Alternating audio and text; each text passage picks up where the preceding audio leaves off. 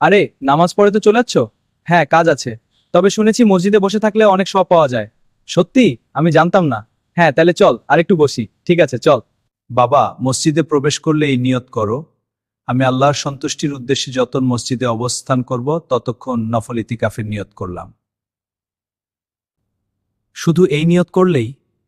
হ্যাঁ, এরপর যতক্ষণ মসজিদে থাকবে ইনশাআল্লাহ ইতিকাফের সওয়াব পেতে থাকবে। সুবহান আল্লাহ, আগে জানতাম না।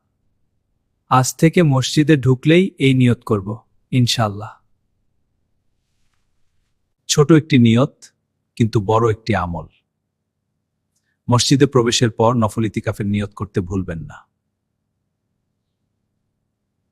আল্লাহ আমাদের সবাইকে তার ঘরের সঙ্গে সম্পর্ক দৃঢ় করার তৌফিক দান করুন। আমিন।